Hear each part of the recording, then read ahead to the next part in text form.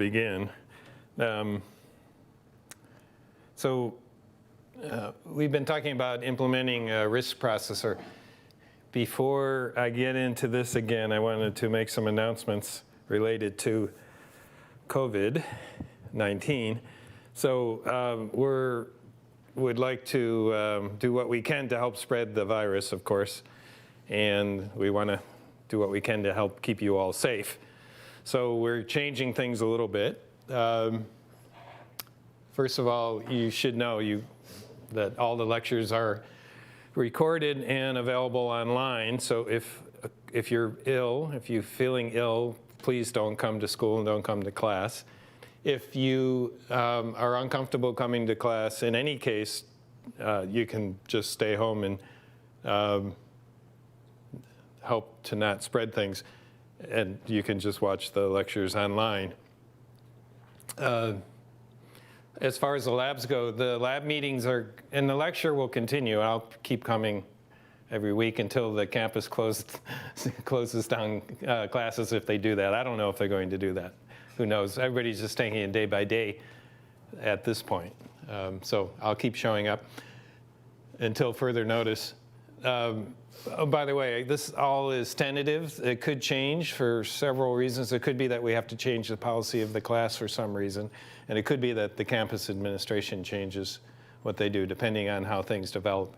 So this is until further notice. The lab meetings will continue. So if you're able to go to your lab, if you feel comfortable going to the lab, you should do that. Again, if you feel ill, don't come to the lab. But let us know you're not coming. All the lab software is available remotely. So in principle, you can do all the lab work without coming in if you want to. And if you're taking the FPGA lab, we have boards that you can check out, so you could take those with you and work wherever you want, work at home, for instance. And checkoffs could be done in person. If you can't do them in person because you're ill or you don't want to come in, then you can do that using teleconferencing, either Zoom or Skype or one of those programs. And you can work that out with Contact TAN if you'd like to do it that way. Regarding the exam, we have a scheduled first exam next week. So what we're going to do is hold it in the previously scheduled time, which is 6 to 9, but we'll make it be a take-at-home exam. So at 6 o'clock, we'll post the exam, and then you'll have until 9 o'clock to turn it in, similarly to the way you turn in the homework. You will be allowed to use lecture notes or anything you want, because it's hard to prevent you from doing that. So we'll just make it, we'll write the exam with the idea that you do have the option of looking up information in the lecture notes or other sources. So therefore, it'll be a little bit more challenging, of course. But you'll have a time limit. So if you rely on looking everything up as you go along, you may not have time to finish. Right? So you still should do the studying and do the preparation as if you're going to take the class or take the exam in class, but then you'll be allowed to take it wherever you want. But you won't be allowed to discuss it with anybody else. So you still have to do it on your own without talking to anybody else during the exam. Okay? Regarding office hours for meeting with me or the GSIs, we'll continue our personal in-person meetings. But if you would like to talk with us and you don't want to come in or can't come in, then let us know and we can do a teleconference, again, with Zoom or Skype or one of those programs. Regarding the discussion session, we'll continue having those, again, but if you can't make it in or don't want to come in, we'll be having some kind of Zoom connection for remote participation, okay? Any questions on any of this stuff? Does it sound like an okay plan? All right. I don't know what your other classes are doing, but I imagine you're hearing similar things in your other classes at this point. Okay. So today we're going to go back and continue talking about RISC-V and processor implementation.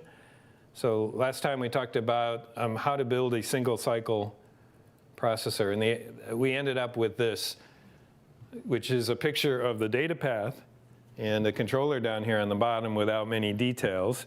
We do have quite a bit of details in the data path.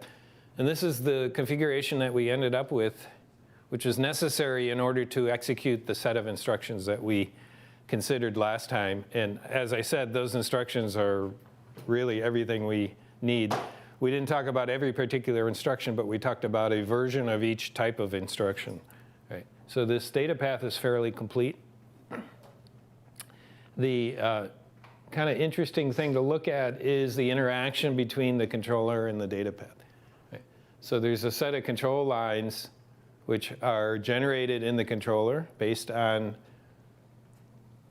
which type of instruction is being executed, and also based on information that's, so that's, here the instruction comes down into the controller, so the controller has access to the instruction that's being executed, but it also has some other input. For instance, the result of the branch comparator, right? That may be the only other input, I guess it is, right? Okay, so based on that information, the controller then can generate these control signals. And what these control signals do is they control the muxes, and the muxes are used then to control the flow of information through the data path. It kind of steers the values to the right place using the muxes. And it also controls the operation of these functional units. So it controls the ALU and defines what the function of the ALU is. It defines the write enable signal for the register file and the memory, the data memory, for instance. It controls what type of how the immediate generator block does its job. Controls how the branch comparator, for instance, if it's going to do an unsigned comparison or a signed comparison. Okay, so all those control signals are generated by the controller on each clock cycle according to, as I said, what instruction type it is, and partly based on the result of the branch comparator in the case of the branch instruction. Okay. So that's the complete data path. And we said the best practice really for making the controller is, rather than designing it at a very low level, the simplest thing is to just define the controller as a big case statement where we case based on the opcode and perhaps some other information that's coming into the controller, and then set all the control signals accordingly. Right? And the design tools, the logic synthesis tools, will do a very good job of turning this into an optimized piece of combinational logic for the controller. Okay. The only other thing I wanted to mention was, I think I may have confused myself and you last time about the two type of jump instructions. We have the jump and link register and the jump and link. And these are both used by the compilers, used by software for calling functions and for returning from functions. This one is we normally use for a function call, because what it does is it sets the PC to, here, let me go to the slide on this one. This is jumping like, yeah. This sets the PC to PC plus offset. So when the program gets to the point where it should be jumping to a subroutine, it can change the program counter based on the offset to wherever that function is, right? And the other thing it does is it saves the saves PC plus 4 into some register.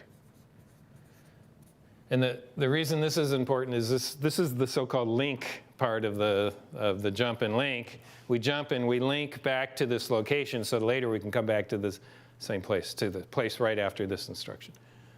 Right. So that's for the function call. And this one is typically used for the function return.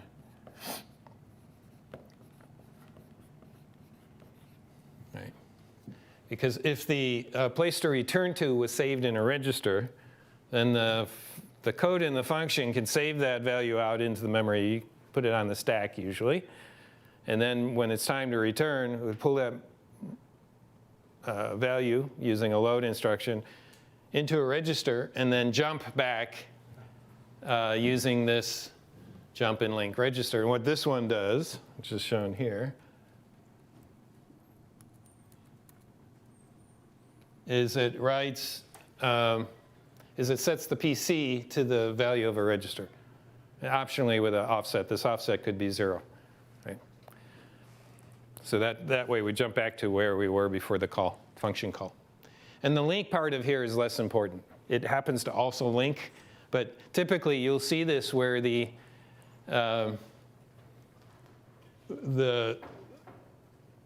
link, the RD here, writing the PC +4, we'll just use X0 here. So no, there will be no real linkage happen. We'll just write it nowhere, right? Because remember, if you do a write into register X0, it has no effect on the state, right? So that part just gets ignored in that case.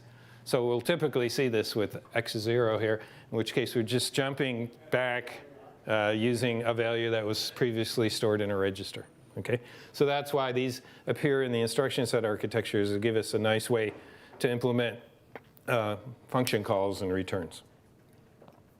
Okay, so so here we left off, and this was the complete data path again. So now we're going to start talking about pipelining this, and to kind of motivate the pipelining part of this discussion, I'm going to review with you how we measure processor performance. And in the case of processors, we measure performance by program execution time. Right? That's the thing that's important to you as a user or as a designer of a computer, is how quickly that computer, that processor can execute a program or some particular set of programs. Right? So we can quantify this with this formula, which is kind of a famous formula that we teach in 61C and we use a lot in 152. And what it is number of instructions in the program times the cycles per instruction times seconds per cycle. Okay. So seconds per cycle, this is 1 over the clock frequency, right? Or the clock periods, or is equal to the clock period, right? Cycles per instruction says how many clock cycles it takes on average to execute each instruction. Now for our single cycle processor, that was always 1, right? Every instruction took exactly 1 clock cycle. But it's not always the case, depending on how you implement the processor, as we'll see. It's not always 1 cycle per instruction. And then this part is the number of instructions for a particular program. And the reason this gives us performance is if you can cancel out instructions here, you get cycles times seconds per cycle. You cancel out cycles and you get seconds. So you can see the units work out. This gives us time. Okay. So as a designer, we have some control over this. We have the control over seconds per cycle. That's the clock frequency. And we've already talked a little bit in this class about how we can affect clock frequency. We want to shorten the critical path, right? If we shorten the critical path somehow, we can speed up the clock. And we'll talk about other techniques that we can use for getting a higher clock frequency. The cycles per instruction, we'll talk somewhat about that today. But that has to do with how you organize the architecture. For instance, a single cycle processor, we got 1 cycle per instruction. We could organize the processor so it takes multiple cycles per instruction if we want. And then the number of instructions, well, that's kind of what the compiler does. It figures out how to turn your code into machine instructions. And to a large extent, that's determined by the compiler and by what the program is or what the algorithm is. Right? So we have less control over that one. Okay. If we look at the performance of our single cycle processor, as I said, there's 1 cycle per instruction, and it has some clock frequency, which we're going to talk about, and some number of instructions, and we're going to look at different architectural variations. So this part, the number of instructions, will stay constant. But what we do with the architecture might change the cycles per instruction and the time for each cycle. So let's look at the single cycle performance. This one is actually the MIPS processor. It's a little different than a RISC-V, but I had these pictures around, so that's what we're using. But it's very similar to the Datapath we just designed. It has slight variations. Okay, so, and this one shows the controller up here on the top instead of on the bottom, and it's in blue to separate it from the Datapath elements. But the Datapath looks very similar to what we had previously. It has the instruction memory, the register file, the ALU, the data memory, some muxes, the sign extend. What's called sign extend unit here is what we call the immediate generation in our version. Right? It has a program counter over here and the PC+4, and so it's very similar because the MIPS instruction set architecture is very similar to the RISC-V. Now, it turns out for this implementation and also for our implementation, the critical path is determined in the case of the load word instruction. Okay. Remember, every instruction in here kind of executes a different path through the data path, through this organization, because every instruction sets the muxes, the multiplexers, in a different way. In the case of a load word instruction, if you think about what that instruction has to do, it has to do a lot of work. The instruction has to come out of the instruction memory. The register values, the register value has to come out of the register file, has to be added to the immediate value to generate a memory address. That memory address has to go into the data memory. Data has to come out of the data memory, has to come back, and then be written into the register file. Right? So all that has to happen within one clock cycle. So that's the long path. So if you look at all the instructions we implemented last time, the one that is going to exercise the longest path through this combinational, or through this data path, is the one associated with the load word instruction. So we can kind of analyze it more carefully by saying the single cycle critical path is going to be this. It's going to be this time. This time includes the time, clock to queue time. That's the clock to queue for the register that holds the program counter, right? On the rising edge of the clock, the program counter will be updated with the instruction pointer to the instruction we'd like to execute. So it takes a little bit of time for that value to come out of the program counter. That's this time. That's the clock to queue time. Plus the time to go through the memory, which is the time to actually get the instruction out of the instruction memory.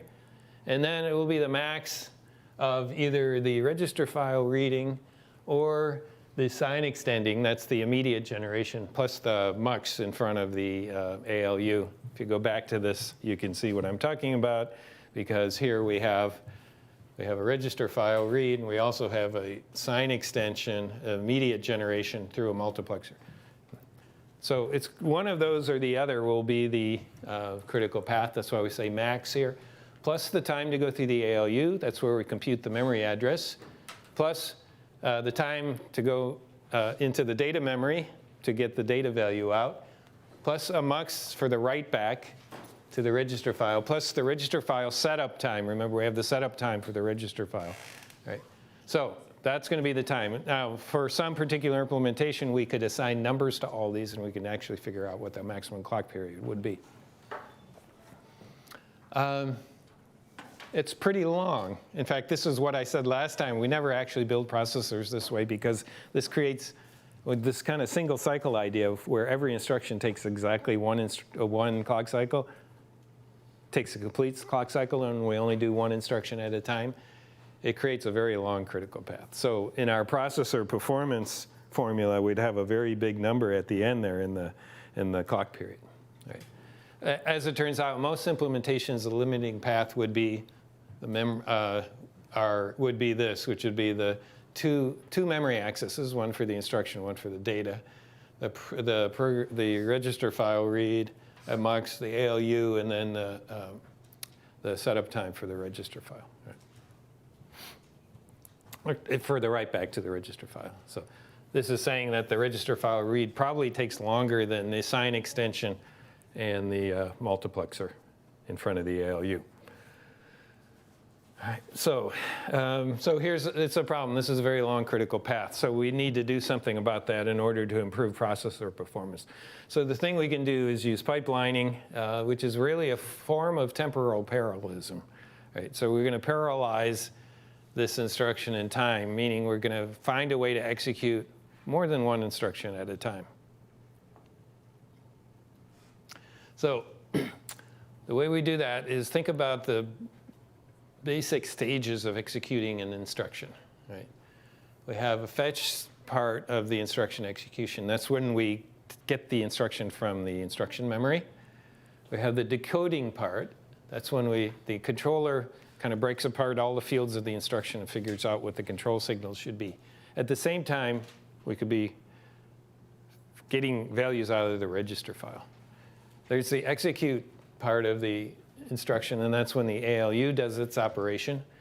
There's a memory stage, and that's when we either write data into the data memory or read data from the data memory. And then there's a write back stage, and that's where we get the value that's going to be written into the register file, back to the register file, and set up in time for the write back. Okay. So the simple thing to do, and typically what happens, is we can add pipeline stages or add registers between these stages to kind of isolate or decouple these operations in time. Once we do that, then we can overlap multiple instructions. So the strategy looks like this. Here's a single cycle execution. And there's some made up numbers here on the top in terms of picoseconds, but you can imagine this is somewhat typical of what we could do with a modern day process. Right? So in this case, we'd have a cycle time that's close to 1,000 picoseconds if we kind of take all the things that we need to do. And then we could start another instruction. Right? In the pipeline version, we can actually overlap the instructions. So the consequence of the pipelining is that we need to use the same amount of time per stage for each part of the instruction. So you can see the instruction fetch might take longer than instruction decode and register read, but we're going to have to stretch out this section to make it uniform and make it easy for pipelining. Right? So what we do is have a uniform time. So we do the first instruction fetch, but then as soon as that instruction is fetched, it moves on to the next stage of the pipeline, and the instruction fetch hardware is available to fetch the next instruction. So we can do instruction fetch here. Once that's done, it moves on. First instruction in the sequence, instructions are moving down this way. It moves on to decode and register read. Meanwhile, we can fetch the next instruction. Right? After that's done, it can move into decode and register read, and then we can fetch the third instruction. At the same time, the first instruction then will have moved into the execute and ALU stage. Right? So once this pipeline gets full, since we have 5 stages, we can actually have 5 different instructions all executing at the same time. The reason we do this is so that we can make this critical path less. We took this long critical path and we cut it up into pieces. So the critical path now is approximately 5 times less long than it was previously. Therefore, the clock frequency, ideally, in principle, can go up by a factor of 5 or something close to a factor of 5. Right? So interestingly, the time that it takes to execute a single instruction is now longer than it was before. Here, we could execute a single instruction in less than 1,000 picoseconds. Here, it's going to take closer to 1,100. So we've actually increased the latency of a particular instruction, but we've improved the throughput. We can start a new instruction every, whatever this is, 250 picoseconds, instead of what we had before, starting a new instruction every 1,000 picoseconds. So throughput got better, latency got a little worse, but we don't really care that much about latency of a single instruction.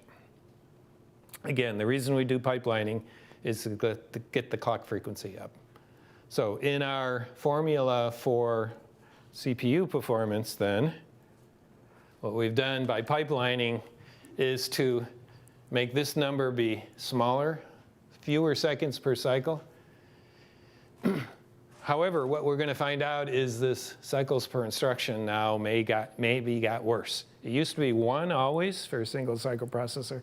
Now we will see that some instructions, and when we say, so approximately this is still going to be 1 because on average, we can start a new instruction every clock cycle. So we can say on average it takes 1 clock cycle to execute an instruction. Even though it's got to go through 5 pipeline stages, we're starting a new one every clock cycle, so we say the CPI is 1.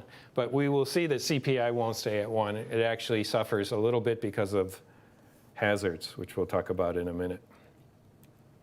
Okay, so that's the pipelining principle. Now, how do we actually do this in real hardware? Well, it's pretty simple. If you take this data path, we can just split it up into, make 5 stages out of it, if we wanted to make 5 stages, by inserting 4 pipeline registers, or 4 pipeline registers, here, here, here, and here. We'll just split it up into 5 different sections.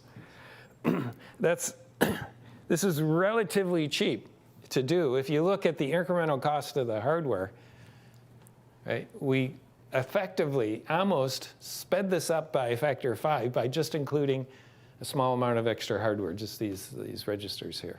Right?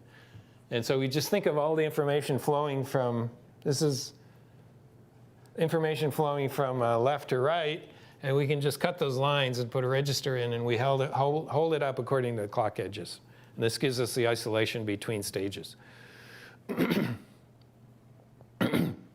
So there's a lot of bang for the buck in pipelining. And I'll say this again multiple times in the class. If you're trying to optimize something for performance, the best thing to do is to pipeline it. That's the cheapest. Right? That should be your first line of attack up until that's not effective anymore. And then you'll look for other ways to speed it up. Right? All right. So now there's actually a bug in this bottom picture here, right? Because the value, the write back value to the register file has to be delayed. So this is the address that we're going to use to write something into a register file. And that has to be synchronized with the actual data that's going to be written back into the register file. The data being written into the register file is in this stage here. So we want to make sure that its address, these 2 addresses are synchronized. So this write reg value has to be delayed and kind of moved along the pipeline with the instruction. So they both arrive back at the register file at the same, together, right? All right. Now, people often say, well, this is good, but what about the control? The control now has gotten quite complicated because before we had a simple controller that would take the instruction plus perhaps the output from the branch comparator and then generate all these control signals sometime during the clock cycle, and they would all stabilize and everything would be fine. Now, we have different control signals for different parts of the data path that are kind of needed at different points in time, depending on when the instruction is. Right? If you think of an instruction here, it has some control signals that are needed here, some control signals that cycle later here, here another cycle later, here another cycle later. So the simplest way to design a controller for a pipeline processor is to just pipeline the control signals as well. So something like this, where in this stage, so here the instruction is known. The instruction can go into the controller here, and we can generate all the control signals that are needed for the life of that instruction, all during this clock, all here, when the clock cycle where the instruction is at this point in the pipeline. And then we can kind of pass the control signals through the pipeline along with the instruction as it moves down through the pipeline. Right? So that the instruction and its control signals stay together when they're needed at various parts in the pipeline. Right? So it's very simple. Again, so we just extend these pipeline registers to also include the appropriate control signals for that stage. Some are needed down here, and they have to pass through multiple stages. As they're used, they don't need to pass through the pipeline anymore, of course. right, so that part's really quite simple and kind of elegant solution to the controller problem. All right, so it's really the same control unit as a single cycle processor. It's just the control signals are delayed to the proper pipeline stage. Okay, so this sounds really nice. Like I said, it's relatively cheap, and we get a lot of performance improvement for a relatively low cost. What's the catch? There must be a catch, and there is a catch. And here's the catch. There's pipeline hazards. And this is the name that we use for things that can, well, it's something that occurs when an instruction depends on results from a previous instruction that hasn't completed yet. Right? So in the single cycle model, an instruction completes, all the state changes are done, and then the next instruction can execute because everything has changed. The results of the last instruction are completely done, and then we can move on. Here, you kind of have this partial state. You have some instructions that are still executing while you're starting to execute other instructions. If an instruction depends on the result of a previous instruction, then that result may not have changed the state yet. So those results may not be available yet. And that's what a hazard is. And there's two types. There's a data hazard. That's when a register value has not been written back to the register file yet, but it's needed by a subsequent instruction. And there's control hazards, and that's when the next instruction is not decided yet. This is caused by a branch. These are branch-related hazards. Okay. So we need to design ways to avoid hazards or to deal with the hazards, else we're going to pay a price in the cycles per instruction. Right? If an instruction is dependent on the results from a previous instruction, and we don't have a way to avoid this hazard, then that instruction will have to wait for the previous instruction to finish. In the meantime, nothing useful is happening. Therefore, on average, that instruction is going to take more cycles to execute. We can't keep starting new instructions in the meantime. We just have to kind of hold up the pipeline while we wait for the other instruction to execute. And that hurts the CPI. So that's what I meant before when I said that, and that will mean the performance will suffer. We might have a very high clock frequency, right? But if we can't start a new instruction every clock cycle, then we'll have a higher CPI. So clock frequency goes up, but CPI might go up as well, and therefore performance won't be as high as it would be if we didn't have a higher CPI. So we'll talk about how to deal with hazards in a minute. Oh, I should have told you, this is going to be a short lecture today because we're going to finish this stuff up and then we're going to let you go early. So there's not a lot of more new material here. And you can go home and start, I don't know, finish up homework or start getting ready for the exam. Okay. So here, what about deeper pipeline? Here's a deeper pipeline example. So I showed you a 5-stage pipeline. That's a traditionally very popular kind of pipeline. It's been used in lots of processors. It's kind of a sweet spot in complexity and hazards and cost and everything else. People have tried deeper pipelines. Here's an example that has 2 instruction fetch stages, instruction decode stage, 2 execute stages, 2 memory stages, and a write back stage. So this is 1, 2, 3, 4, 5, 6, 7, 8 stage deep pipeline. This might be nice. You're going to have less logic per stage and higher clock rate, right? So it will boost the frequency of the design, but deeper pipelines, there may be more data hazards, right? And which means we're going to have to devote more hardware to deal with hazards, and this may lead to a higher cost and probably higher CPI. And cycles per instruction might go up because unresolvable hazards. Hazards are resolvable in some cases, as we will see in a few minutes, but often there's unresolvable hazards. Many designs include pipelines as long as 7, 10, even 20 stages. The kind of the best example of a very deep pipeline was the Intel Pentium 4 processor. It had about a 31, it had different pipelines depending on which instruction, but it had a pipeline that had a 31 stage pipe, a depth, 31 stages. Okay, so what we're going to talk about, if you want, in CS152, we talk in great detail about this 5-stage pipeline and other kinds of pipelines. We're going to keep things relatively simple here and kind of talk about a 3-stage pipeline. And the reason we're looking at this one is that this is the design that we use in the lab for the projects. So the FPGA lab and the ASIC lab both build a processor based on a 3-stage pipeline to keep it relatively simple. Again, it's kind of another sweet spot of not too much design complexity and pretty good performance. So this is a design we worked out probably about 5 years ago when we started using RISC. Well, actually started with MIPS, back when we decided to use MIPS processor for the projects.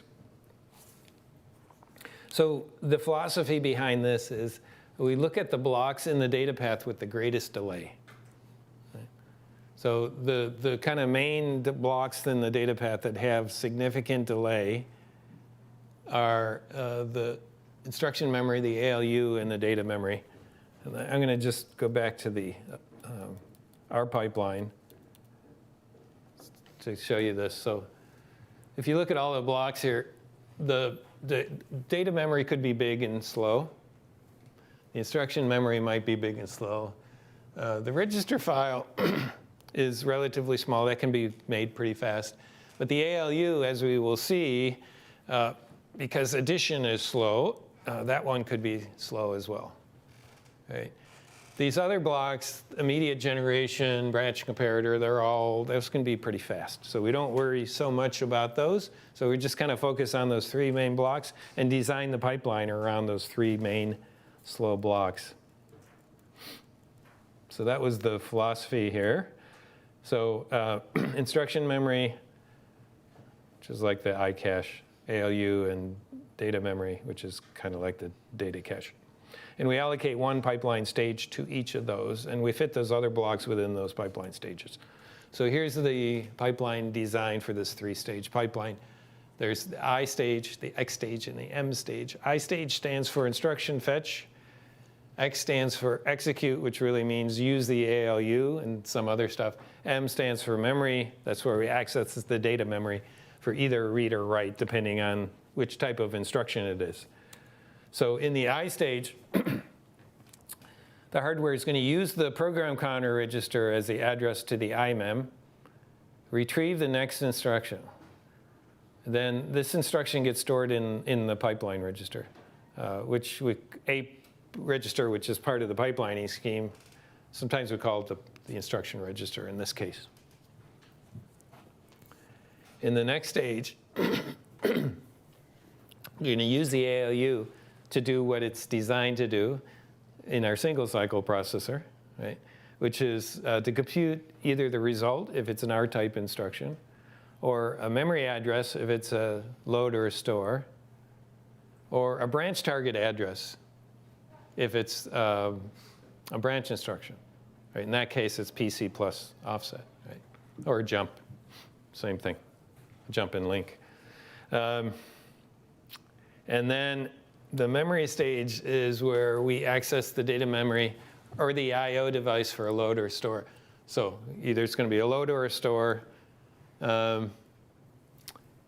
We will talk later about input and output. This is also the time if we're going to connect to an input or output device that's connecting to the outside world. Okay, that would happen in that time. But it all happens through load or store instructions.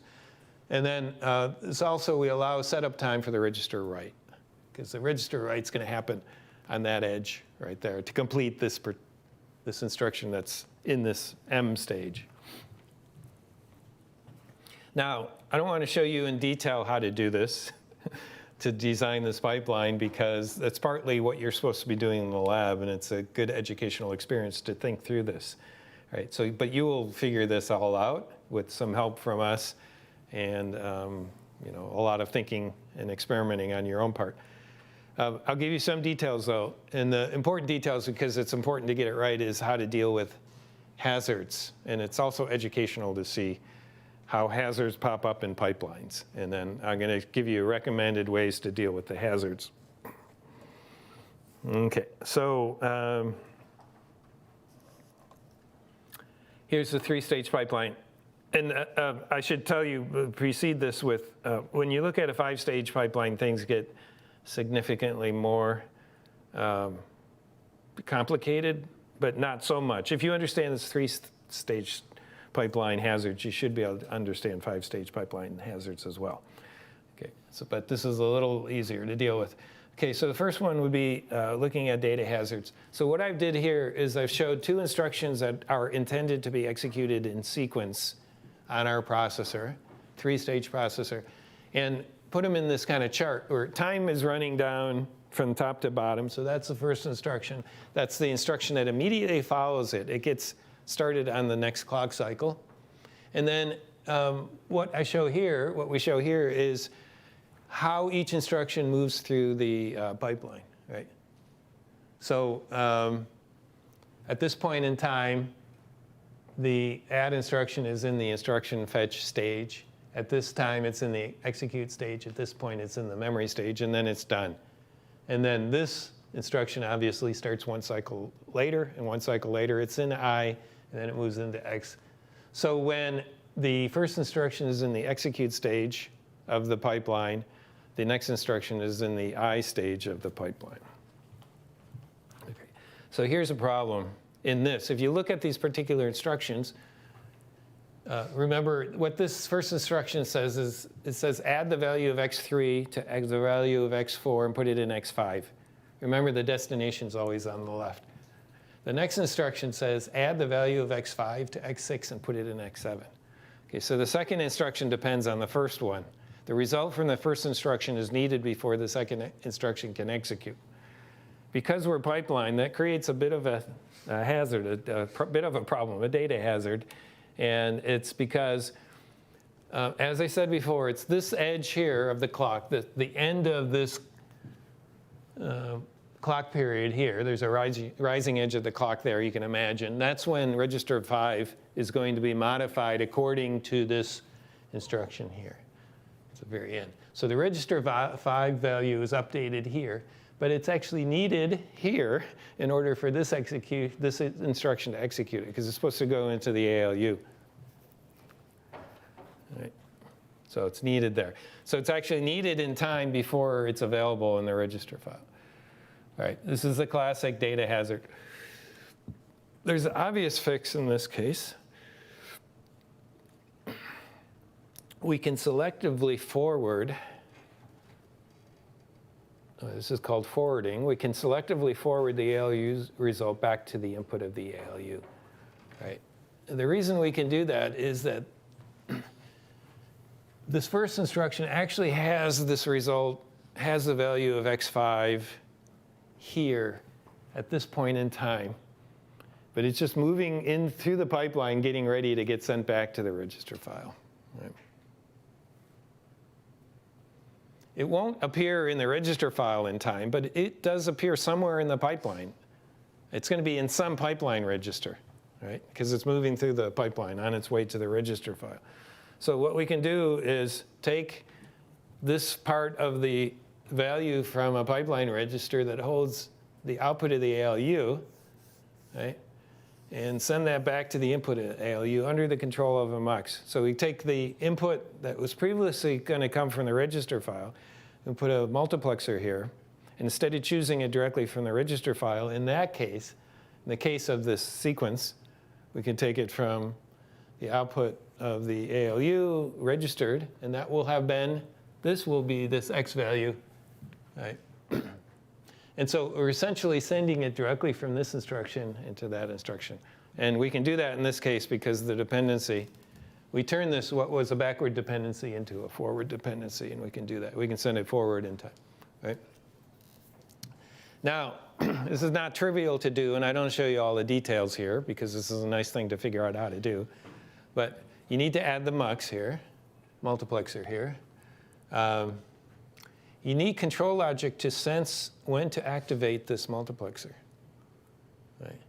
And roughly what you have to do is compare with some comparators in the controller these two register for this R-type instruction, RS1 and RS2 fields, to compare these fields to this field, the destination field of the previous instruction that's still in the pipeline, to see if they match. If they match, there's a potential hazard there, if they're of the right type of instructions. So if they're both of R-type instructions, and this field, RD, matches either of those, then you have a potential hazard there, and you have to do the forwarding. So you activate the mux in that case. So get the value from the pipeline rather than getting it from the register file. Right? So this control logic for a forwarding involves some checking to see if it's the right type of instruction and checking to see if there's a match. And those are simple comparisons for doing that. Right. OK, so that's the data hazard that pops up. And once you do this fix, there will be no need to hold up this instruction. Right? I mean, a more trivial fix would be, in this case, to just hold up this instruction to don't let the second instruction execute right away. If we held it up for one cycle, then the value would be, from the previous instruction, would be in the register file, and we could get it from the register file. But we'd be wasting a clock cycle in that case. So this is a nice fix. So there's a happy result there. There's also, in this three-stage pipeline, a load hazard. And here I've made up an example to show you this. Here's a load word instruction. So this says load into register X5. The value stored in memory. And the memory address is this offset, which is an integer, plus the value of X4. All right? And we follow that by an add instruction that adds X5 to X6 and puts the result in X7. Again, you can see there is a dependency between these two instructions. The add instruction uses the result from the load instruction. So in principle, it can't do its operation until the load instruction finishes. But the load instruction, but the second instruction starts before the first instruction finishes, so we have a potential hazard here. And I'll demonstrate it again here. So the result from the load instruction, it doesn't come out of the memory. So we're doing a load instruction. It's coming from the data memory. This is the memory stage of our pipeline. The result isn't available until here. The memory value is known here. And it's written to the reg file on that clock edge. Right? It's different than the R-type instruction where the value is actually known here. It's known a cycle later. So this hazard is worse. So it's harder to deal with. Right. It's actually needed there. Right. So the only reasonable fix in this case is to delay the dependent instruction by one cycle to allow the load to complete. Send the result of the load directly to the ALU and to the register file at the same time. But we'll only do that in the case if there's a dependency. If there's no dependency, we don't hold up the instruction following the load. Right.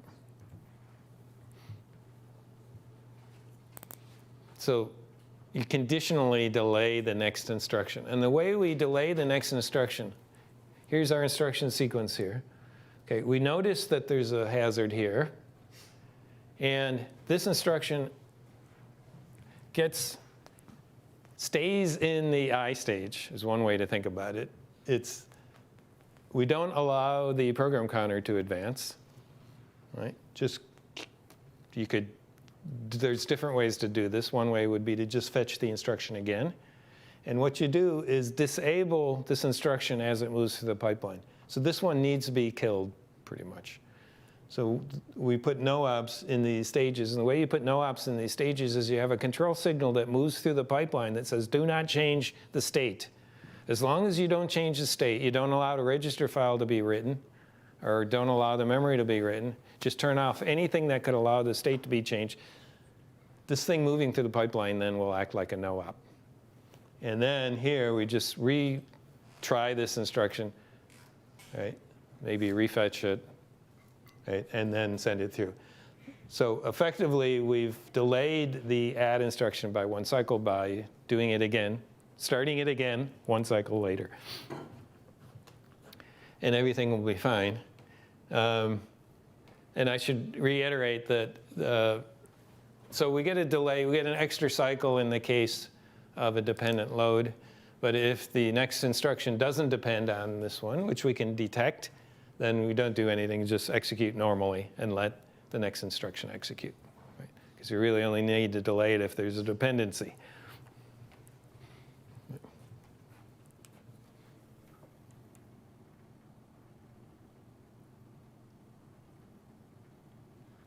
Okay, so that's how we deal with load hazards. Okay. Now, perhaps the trickiest of all the hazards is a control hazard. And this comes about because of, again, because of the pipelining, but in this case, because with respect to branches. And here's an example of when this might be the case. Here's a little piece of program. There's 4 instructions here. There's a branch of equal. So that instruction compares x1 to x2. If those register values are the same, then the program is supposed to branch to this location and skip those instructions. If x1 is not equal to x2, then we should just execute in program order, right? So if x1 equals x2, we branch to this place. So we say the branch was taken.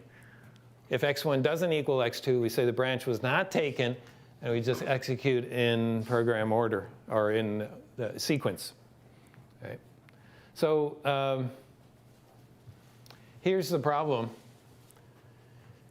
The way we designed our data path, the register values are, the branch comparator was in this very close to the ALU. We were doing the branch comparison in the X stage. If you choose to do the branch comparison in the X stage. There may be another way to do it, but let's say we did for now. Then the branch,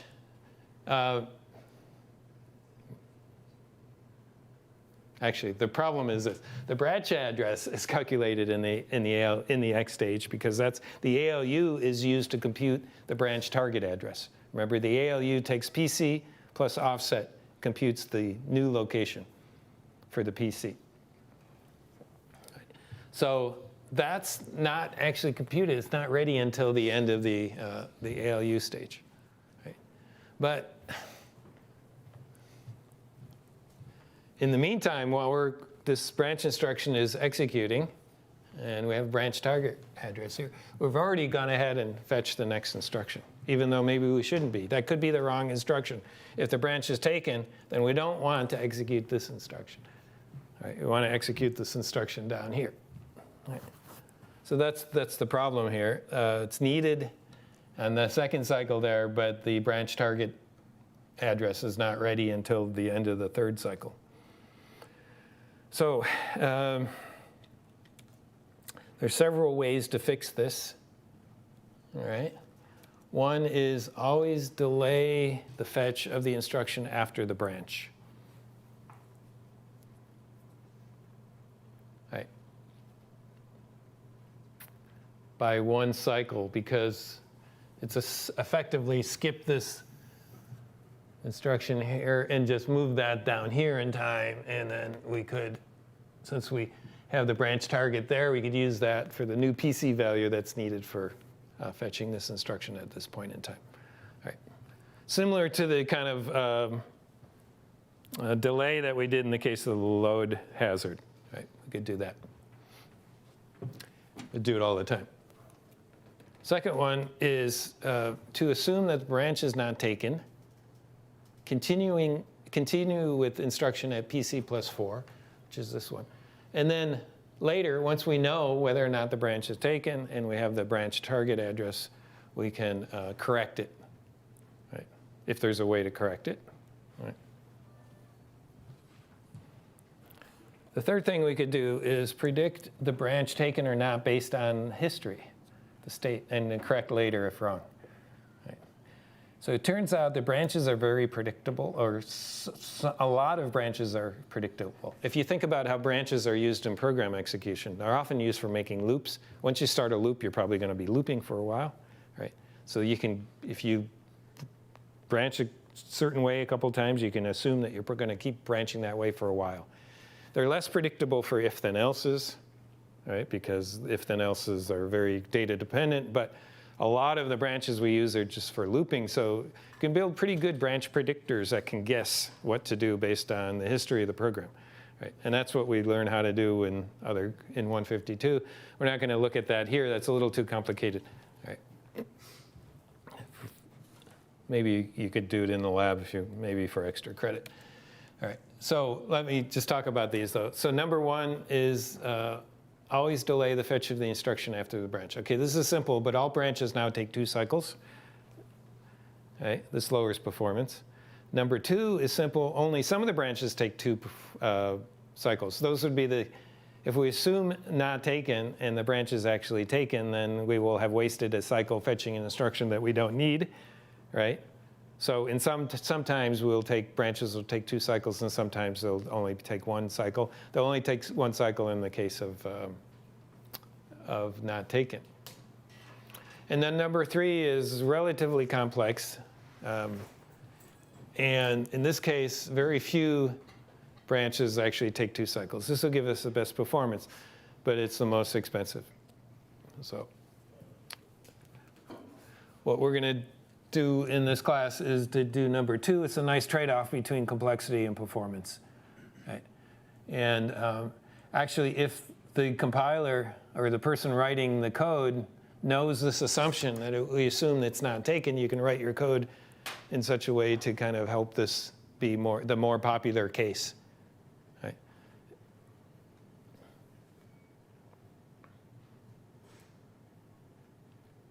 Which means moving your branches to the top of the loop usually instead of being at the bottom of the loop. But that's a story for some other time.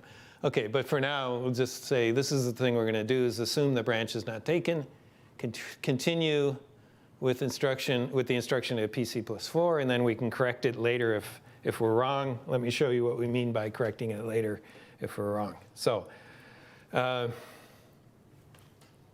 here's and we're going to call this predict not taken.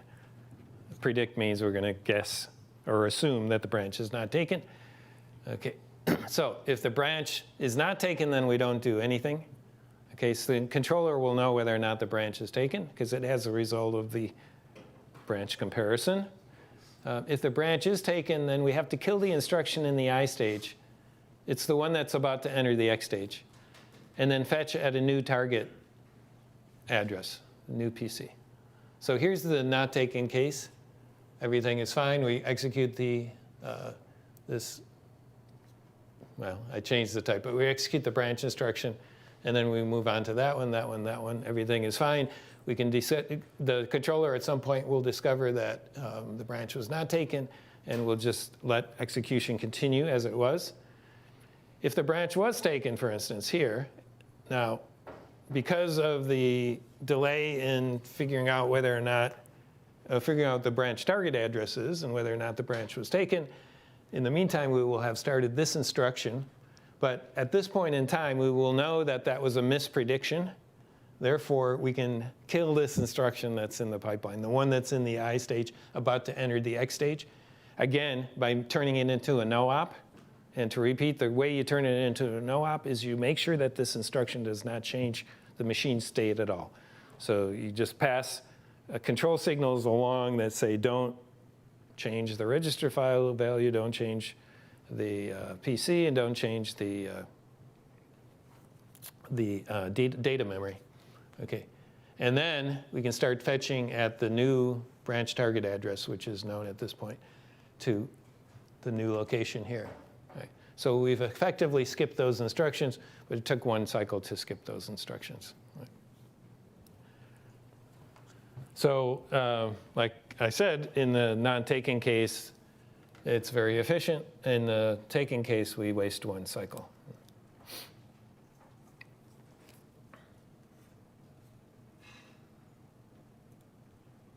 OK, so here's the summary then. It's a three-stage pipeline: instruction, fetch, execute, and memory access. And here's the pipeline rules. And these are going to be the rules for the project. So the reads and the writes to and from the data memory are clocked on the leading edge of the clock in the M stage. So here, we use that for reading or writing the data memory. Writes to the register file are at the end of the M stage. That'll be the clock edge associated with that, the trailing, this edge of the M stage. This will be a positive edge of the next clock. Okay. Instruction decode and register file access is up to you. I could imagine it being in the instruction fetch stage. I could imagine it being in the execute stage. Okay, you can work that out for yourselves. Again, we're trying to maximize performance here. So you want to put it in a stage where you can minimize your critical path. As we just discussed, the branch policy will be predict not taken. Right? For loads, one cycle delay stall on dependent only instructions. Right? We're going to bypass the ALU for data hazard. The bypass, that's another word for forward. That's what I use. Forward the result from the output of the ALU back to the input. Some people call this bypassing because you bypass the register file. You go directly back into the ALU. And then we'll have more details on this in the project spec, which is going to be posted in the next couple of weeks. All right, so are there any questions on processor pipelining, three-stage pipeline, RISC processor in general, processor implementation? Okay. Okay, so we're going to have some homework on this, which will not appear on the exam. But, and I know you all should be getting ready for the exam next week, so we're going to have a lighter homework, but there will be a couple of homework problems on this stuff that I covered this week relating to RISC-V and processor design. And it will be due the normal thing, which would be, oh, it's going to go out by this weekend, sometime Saturday morning is pretty much when we've been posting stuff. And it'll be due in the Monday of the week after the exam. So you can kind of do it in parallel with preparing for the exam. They shouldn't be too hard, or you could wait until after the exam and do it, whatever suits you the best. And then next week, Tuesday, we will kind of have a review of topics for the exam, and I'll tell you what I think is important. And it looks like I'm probably going to be here. I was supposed to be in Chicago, but I don't think this is not the time I want to be getting on an airplane for 5 hours. So I think I'm going to just try to attend that virtually, which will give me a chance to come here and be in class. So I'll most likely see you on Tuesday, and we'll do a review. So that's it for today. Stay well.